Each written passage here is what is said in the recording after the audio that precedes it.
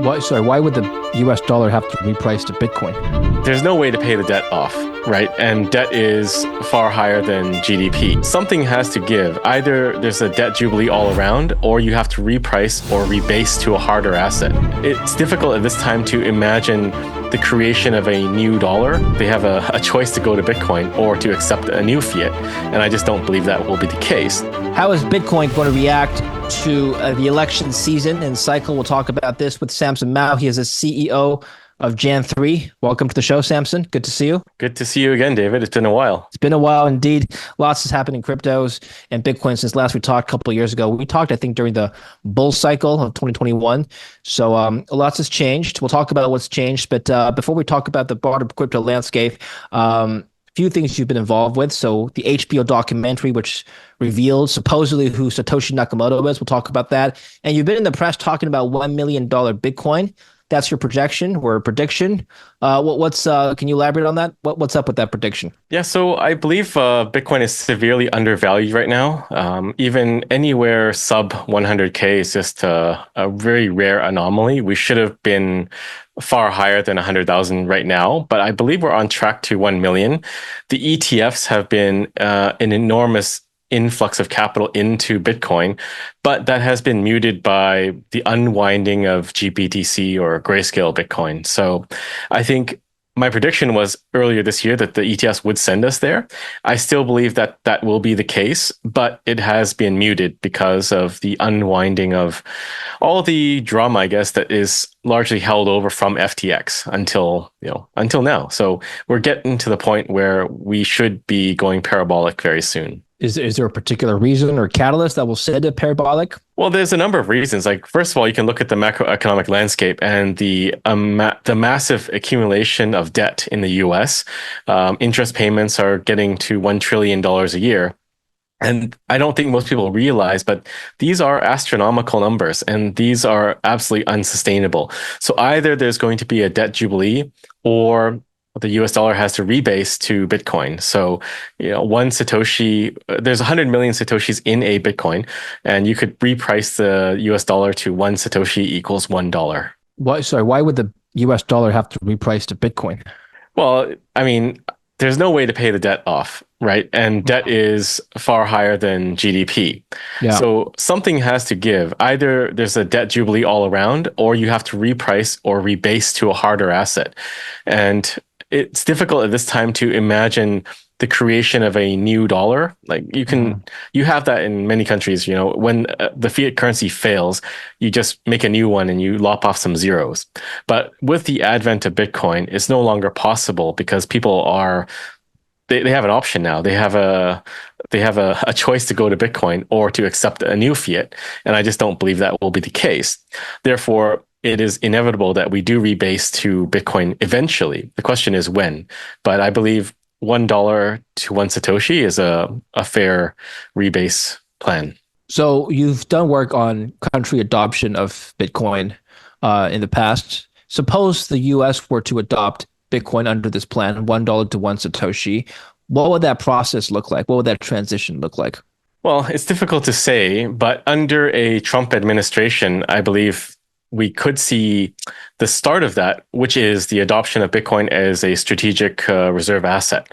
So President Trump and Senator Cynthia Lummis have announced plans to create this strategic Bitcoin reserve. So to begin with, they would accumulate a massive amount of Bitcoin, potentially 1 million coins. And I think from there, the rebasement is just a matter of time when the fiat currency fails. When people no longer want to accept the dollar, then you kind of have to say, well, we will rebase to Satoshis as the underlying currency. And Trump has hinted of this. He said, maybe we pay off the debt by giving people a bit of Bitcoin. And I don't know if he's exactly thinking of rebasing to Bitcoin, but he's hinting, or at least his line of thought is moving in that direction. Has Bitcoin made any progress towards hyper Bitcoinization or, the concept of mass adoption of Bitcoin since 3 years ago? I would say so. These things are very sudden. If you look at the failure of fiat currencies, they don't gradually fail. They fail spectacularly. And this is the premise behind the 1 million Bitcoin call, that it's not going to be a gradual, slow increase to $1 million a coin, but rather a very short and violent upheaval that sends us there in a matter of months, weeks to months. And if you look at the hyper Bitcoinization landscape, what you do see is more and more countries coming out and mining Bitcoin. Bhutan, I think, is the clearest example of this. They have close to $1 trillion now in Bitcoin holdings from mining over the past 4 to 5 years. So if this is not an indication that hyper-Bitcoinization is coming, I'm not really sure what is. But countries that have excess energy, they can tap into that now and convert that into money and use that money for financing lots of different things. I believe we're also on the verge of countries issuing debt, sovereign debt, to buy Bitcoin. So the Bitcoin bond program, it is going to come simply because the MicroStrategy model has illustrated that this works, and it works very well. And it's just simply a matter of time before a country pulls that trigger and unleashes a torrent of sovereign debt to acquire Bitcoin. And what about on the consumer side? Any advancements towards the adoption of Bitcoin as a medium of exchange, B2B or even B2C, since 3 years ago? Well, El Salvador has rolled out, their Bitcoin legal tender law, and we've seen a decent amount of adoption in El Salvador. But all over the world, you see a lot of Bitcoin adoption, but I wouldn't say it's at the hyper Bitcoinization level yet, simply because I think the wallet infrastructure is not there. It's still very difficult to onboard people into Bitcoin. And this is something we're trying to solve at Jan 3 with our Aqua wallet. It's a Bitcoin and Layer 2 wallet. And the goal is that we can use Layer 2 technologies like Liquid to onboard the next billion people to Bitcoin in a very simple and easy to use manner. Do you think the average person will ever need to use Bitcoin or adopt Bitcoin as a medium of exchange or payment? Why not use a stable coin if you want to use blockchain technology or maybe just digital fiat? What are the advantages of using Bitcoin?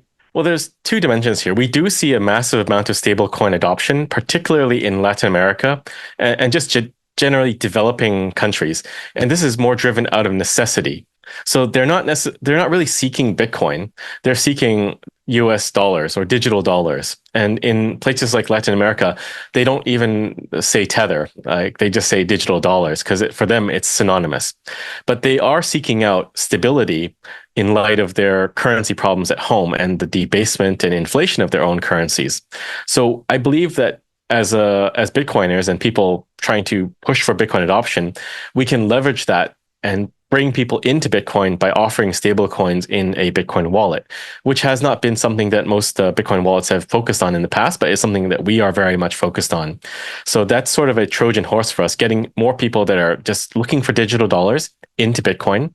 But to answer your other question, I believe everyone will eventually have to use Bitcoin as a medium of exchange, simply because no one will want dollars in the end.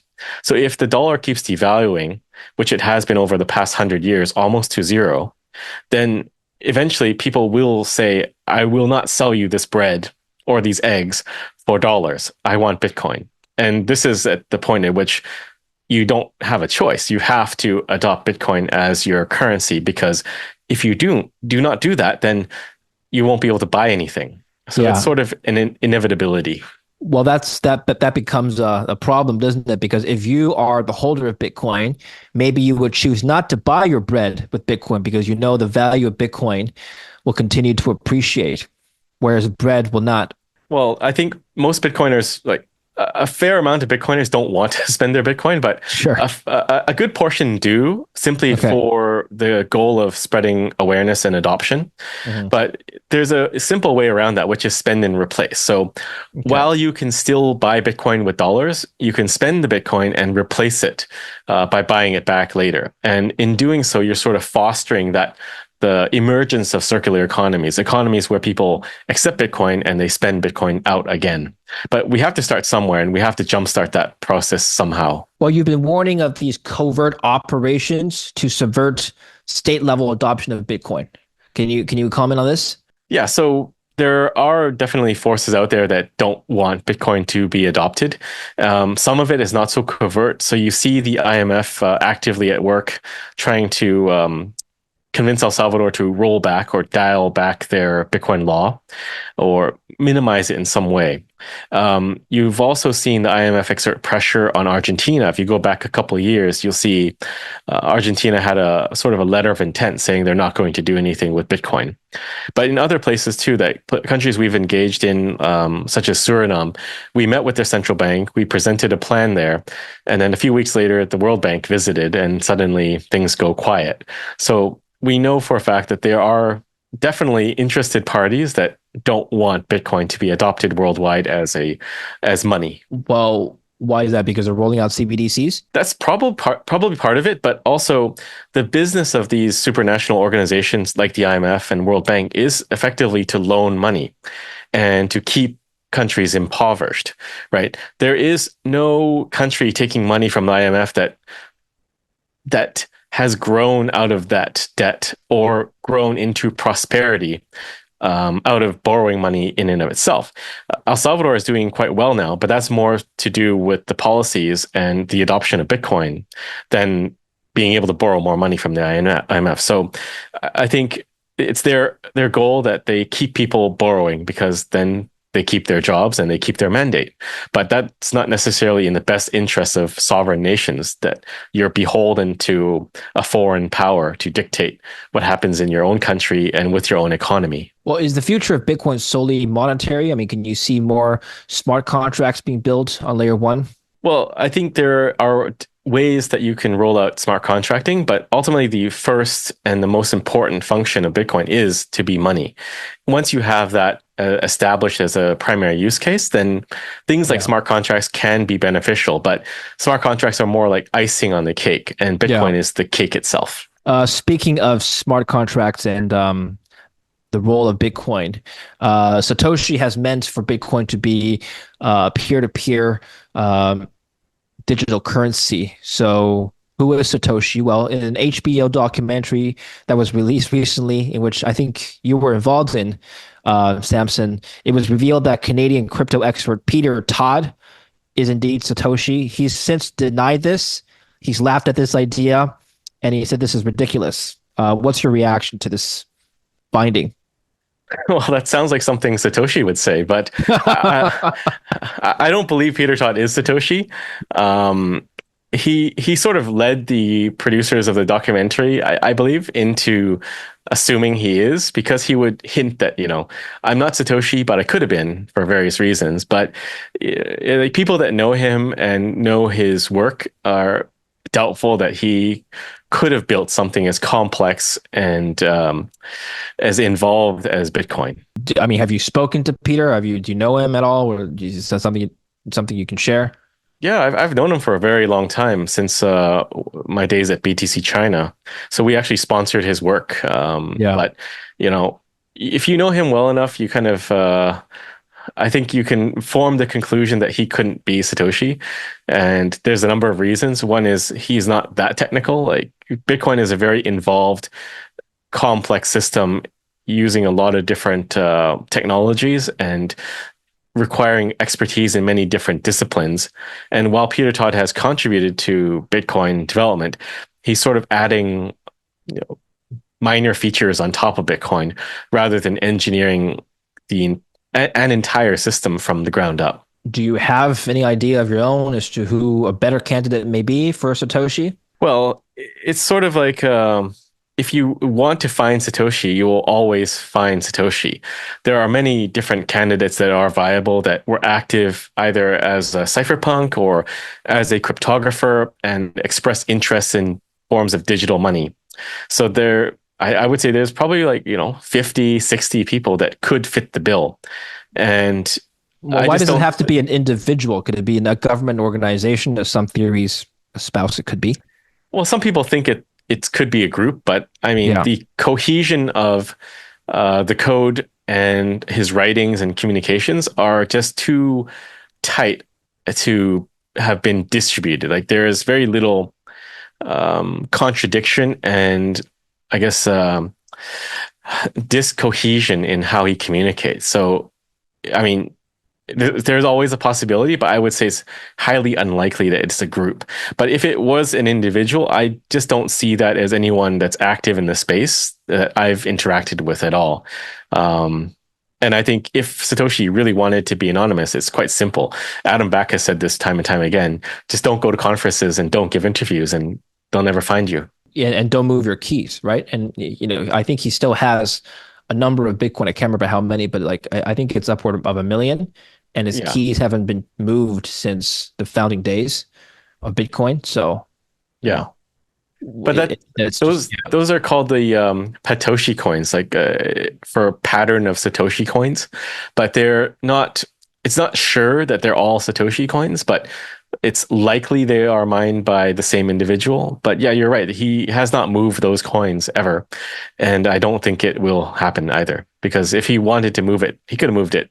Bitcoin was already quite valuable 5 years ago. He could have moved it right. then, right? Why wait? It's a good question.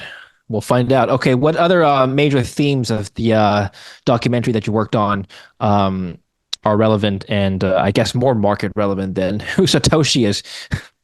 Well, I mean, the documentary covered a fair amount of Jan 3 and our work engaging in nation state adoption. And I think we're seeing more and more interest on that front because Bitcoin is now moving again, right? When there's price action, when there's more volatility, and especially expectations of a price run up, there's definitely more interest in Bitcoin adoption at the nation state level. But also the documentary has had an interesting effect, which is it's amplified some of our message. So a lot more people are reaching out to us saying, "Hey, we want to talk and see if we can get you a meeting with the head of state in this country or various places," and it's just ramping up. So I believe if Bitcoin does do its thing, which it should be doing very soon, running up to the hundreds of thousands of dollars to a million, then we should see a lot more interest on the nation state level. Can you reveal to us or even suggest to us which nation state may be next to adopt Bitcoin on a country level? I don't want to jinx it, but we have some very good inroads in with a few countries. So in the past, we've thrown out some country names, and the governments that were or either disbanded or overthrown. So I don't want to jinx our current leads. Okay. So it's going to be a country that has a risk of being disbanded or overthrown. Got No, it. no, no. That I'm not narrows it saying down. that. Okay. All right. But I still want to jinx it. But I think we'll see something coming next year. If you look at the Bitcoin dominance chart, the dominance level of Bitcoin has been rising, which is to say, Bitcoin's percentage of the total crypto market cap has been rising. Why is Bitcoin gaining dominance over the other altcoins over the last year and a half? Well, there's a couple theories. I mean, the obvious theory is that people recognize Bitcoin as a superior asset, and there's just not so much capital flowing into altcoins right now. The ETFs I view as a portal into money. So money can easily flow into the Bitcoin ETFs and by extension, Bitcoin itself through this method. So central banks can now buy Bitcoin or get Bitcoin exposure through those ETFs. You have pension funds now seeking exposure, but just more and more large institutional entities are funneling money into Bitcoin and not so much into altcoins. Even if you look at the Ethereum ETF, it's performing quite dismally compared to the Bitcoin ETFs. Does Bitcoin have a place on corporations' balance sheet in their treasuries? Definitely, and we're seeing more companies copy the MicroStrategy playbooks, like Semler Scientific, Metaplanet in Japan, and I only see more and more coming because they have to come to the realization sooner or later that sitting on a vast reserve of cash or dollars is not doing them any favors, nor their shareholders.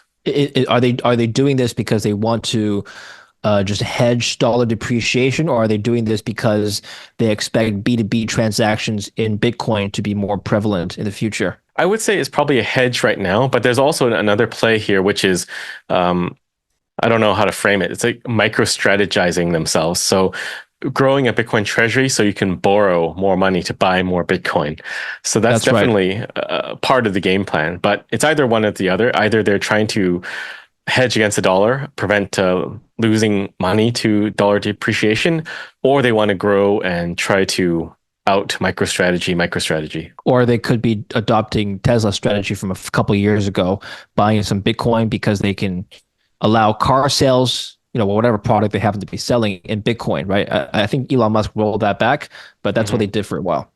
I mean, could we see more of that happening? Possibly. I think to use Bitcoin as a payment method in the US probably needs some relaxation of the rules on taxation and some encouragement to make it a real thing. Great. Well, tell us a little bit more about what we can find with Jan 3 and what we can learn from your work right now. Sure. You can find Jan 3 on Twitter or X. We're at Jan3.com. Our website is jan3.com. And if you're interested in helping us with nation state adoption, please reach out. You can send an email to coffee@jan3, and we're happy to talk and see what can be done. All right. Great. Well, good luck with the next nation state adoption of Bitcoin. We'll talk soon. Thank you very much, Samson, for your update. Thanks, David. Thank you for watching. Don't forget to like and subscribe.